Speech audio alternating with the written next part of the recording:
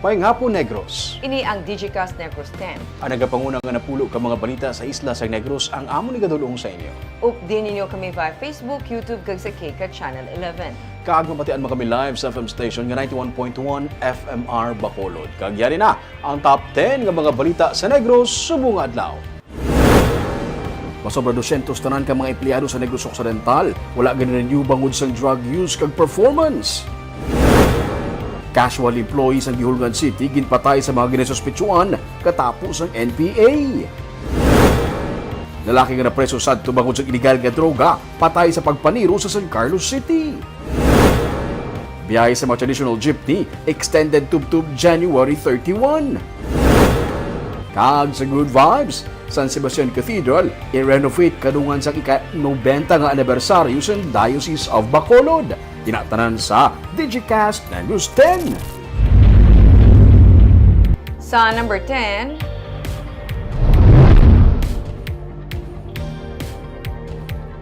Monsignor Felix Pasquin kag Father Romeo Empestan ang natalana ilubong sa Enero 16. Gikan sa Sacred Heart Seminary, ginsaylo na ang haya nanday Monsignor Felix Pasquin kag Father Romeo Empestan sa San Antonio Abad Parish. Ini para maakomodar ang mga nagabisita sa haya sang duha ka mga kaparian sang Diocese of Bacolod. Sunod sa kay Monsignor Ronald Quijano, ang Vicar General sa Diocese of Bacolod sa Enero 16, Martes nga adlaw, patigayuno na ang lubong sang duha ka mga pari nga nagserbe man sa San Sebastian Cathedral. Las 2 ang hapon ng misa sa cathedral antes sang ilang nga lubong. Dugang pa ni Monsignor Quijano, dako ang ilang nga pagpasalamat sa duha kay man kadamo sang ilang nga mga nabuligan gikan sa nagkalain-lain nga mga sektor. Hindi nga dumdum nato na nga kaayo ang pag nga gugma kapag alagad sing lubos sa katawan sang Dios labi na gid sa Diocese sang Bacolod. Kag kami nagapasalamat gid sa tanan nga nagabulig, sila panimalay kag sa mga alagad sa simbahan, no, kasubong sa ila.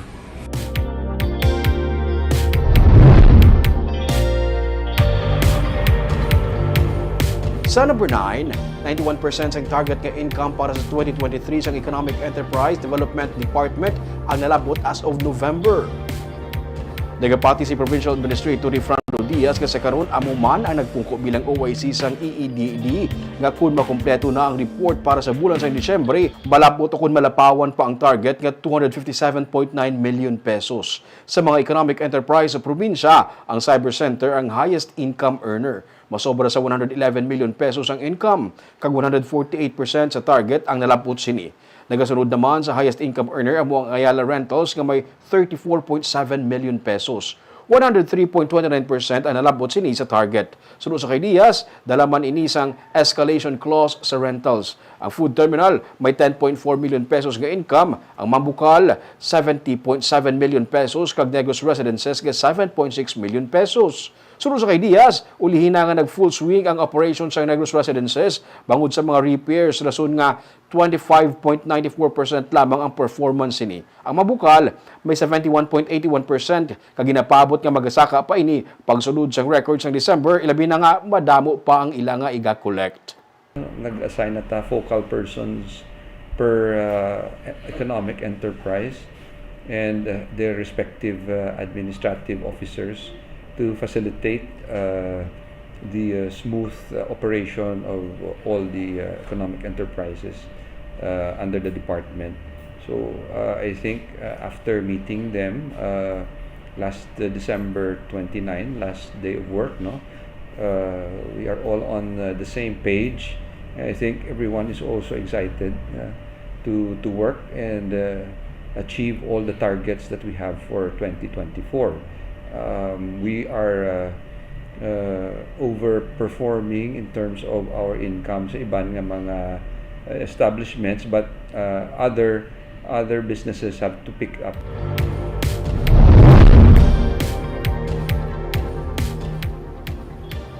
Sa number 8, duha ka mga bidder angod sa kontrata para sa paghakot sang basura sa syudad sang Bacolod ang ginpaidalom sa evaluation.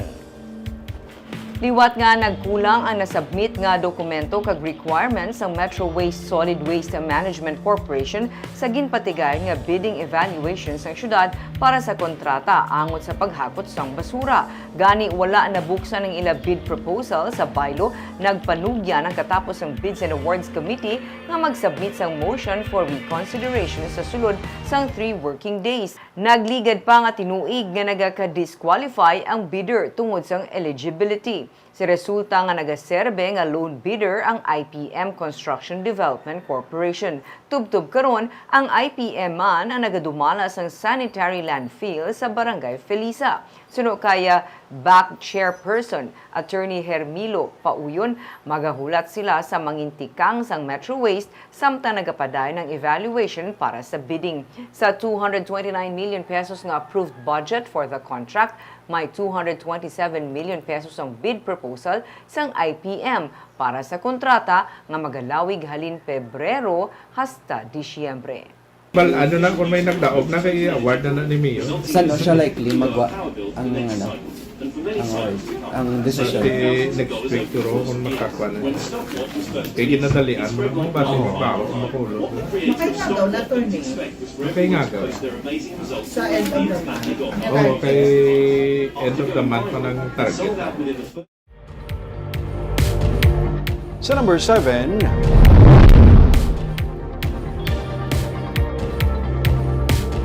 lalaki nga napreso sadto bangod sa kaso angot sa illegal nga droga, patay sa pagpaniro sa San Carlos City.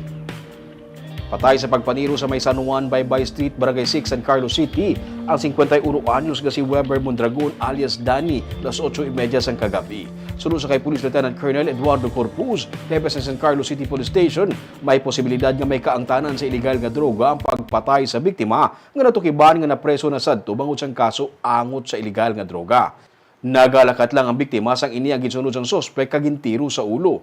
Nakuha sa crime scene ang duha ka mga basi, 45 caliber pistol kag isa ka deformed slug. Ginausisa pa sang PNP kung ano ang motibo sa krimen kag kung sino ang may kahimuan sini.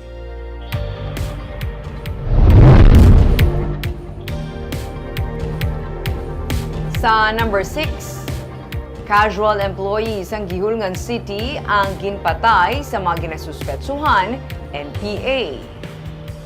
Patay ang isa ka empleyado sa Gihulngan na LGU matapos gintiro sa sitio Mainit, Barangay Bulado, Gihulngan City, Martes sang gabi. Ang biktima, isa ka 54 anyos nga lalaki kag residente sang among nga lugar, samtang ang 3 ka mga suspect ginaalegar katapos ang New People's Army. Sa investigasyon sa Gihulngan City PNP, nakita sa mga pumuluyo nga may yara sang 3 ka mga lalaki nga nagabitbit sa matag-as nga kalibre sang pusil. Hinali na lang nila nga ginpaarakan tiro ang biktima nga nag-agom sang pila sa nagkalain-lain nga bahin sing iya nga lawas nga nangin kabangdanan sang iya nga kamatayon. Nagapadayon man sa karon ang investigasyon sang kapulisan sa natabo nga pagpaniro.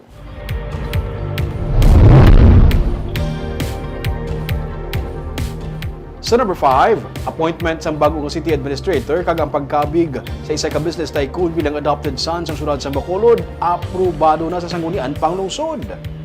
Aprobado na sa konseyo ang appointment ni Anay Provincial Economic Enterprise and Development Department Head Lucille Helvolea bilang bagong city administrator sa Bacolod. Si Helvolea ang nagtalo sa kay Anay City Administrator Attorney Pacifico Magari III nga nag-resign sa nagligad nga Nobyembre. Sa gitpatigayon nga session sa kahapon, ginaprubahan man sa sanggunian panglungsod ang pagkabig sa business tycoon nga si Lucio Co bilang adopted son sa Bacolod. Sa pagsaulog sa Bacolod Youth Festival, ginalauman ang conferment ni Co bilang honorary mayor sa syudad. Samtang ginabi-abi naman sa konseyo ang pagtalos ni Bacolod DILG OIC Christian Nagaynay sa kay Anay DILG Head Maria Joy Mardith Badayag nga nagretiro.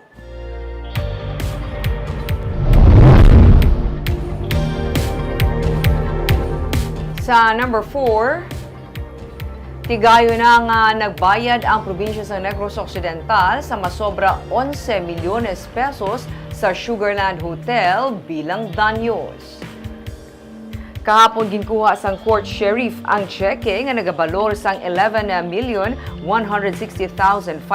pesos matapos man nagpahibalo ang probinsya nga handa na ang bayad. Ang Negros Occidental kag Bacolod City LGU ang ginmanduan sang Korte Suprema nga magbayad sang danyos sa Sugarland Hotel sa demolition sang 4th floor sini sadtong 1994. Sa desisyon sang Korte Suprema, ginsiling sini nga ang top floor sang amo nga hotel ang hindi obstruction sa aerial navigation nga amo sadtong ginatudlo nga rason sa pagpatuman sang demolition. Sa karon ginahulat na lamang sang probinsya suno kay Provincial Administrator Fernando Diaz ang issuance sang return of service of writ of execution nga nagapahayag nga tigayon na nga na-comply sang gobyerno probinsyal ang desisyon nga ginpapanaog sang korte. Samtang sa bahin naman sang syudad sang Bacolod, ginpahayag damlag pa nga magabayad man ini.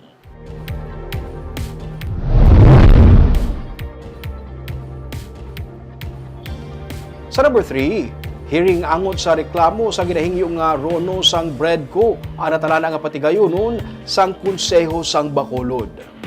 Magluwas sa gitpabutsag nga pagpamatok sa pamunuan sang Almana Property Development Corporation sa ginahingyo nga resolution of no objection sang Breadco sa Konseho.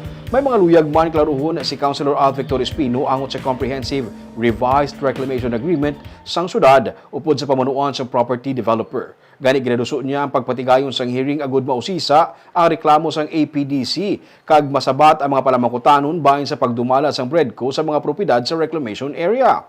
Ang pamunuan sang APDC nagahingyo nga i-deny sa konseho ang request sang Breadco bangod sarang ini makaapekto sa ilang propiedad kag sa ginaduso nga pagtukod sang Global Business District Project upod sa LGU. Nagapati naman si Espino nga ang road lots sa seaport ang ginapanag-iyahan sa syudad gani hindi dapat ang Breadco ang manukot sang toll fees. Ginaccept na sang Committee on Laws and Ordinances ang request sang Breadco para sa rono sa plano nga 25 hectares reclamation project. Pero sunod sa kay Espino, hindi nila ini pag-aktuhan kung hindi mag-comply ang property developer sa ilang mga queries. Sa number 2, biyahe sa mga traditional nga jeepney sa Bacolod City ang extended tubtub Enero 31. Gin-anunsyo ni Mayor Albi Benitez nga extended tubtub Enero 31 ang pagbiyahe sa mga unconsolidated jeepney operators para magbiyahe sa syudad. Inibase sa LTFRB Board Resolution No. 2 tungod man sa ginakabig logistical challenges sa pag-finalize sa mga rota sang number of authorized units. Sa masobra 1,000 nga modernized jeepney nga target magabiyahe sa syudad, may kapin 600 pa lang ang nagabiyahe sa dalanon sa karon. Butangan nagahinyo ang katapos ng Traditional Jeepney Transport Organization nga matagaan sila sang extension nga makabiyahe samtang ginihikot ang mga requirements para sa ginapatuman nga jeepney modernization program. Ang katapos ng sentrong samahan ng tsoper at operators Negros upod sa Federation of Bacolod City Drivers Association o FEBACDA ang nagsubmit na sang letter of intent para sa consolidation sang ila mga prangkisa. Kag sa numero 1 sa mga balita, subong adlaw.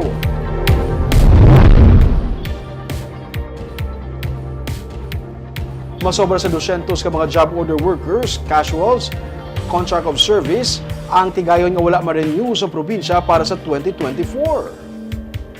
Majority sa 212 nga wala na renew bangod sang ilang performance. Inisuno sa kay Provincial Administrator Fernando Diaz nga nagsiling man nga nalakip man sa 212 ang mga nagpositibo sa paggamit sang illegal nga droga.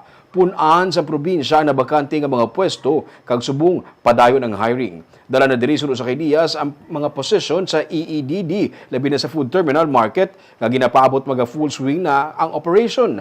Negros Residences nga karon na-accredit na sa Department of Tourism kasubong man sa Mambucal Resort and Wildlife Sanctuary. So kita naapektahan sa aton nga evaluation and some of these also related man sa drugs, no. Ano matabo, sir, sa sir? Sa mga nila, sir, nga position, i-fill up na? Yes, we are in the process of interviewing new applicants, no. Damo ang gina-consider naton and we have good candidates to fill the positions, no. Damo aton gina-hire subong sa EEDD, considering na ma-full force na si Mampukal, Negros Residences, and Food Terminal.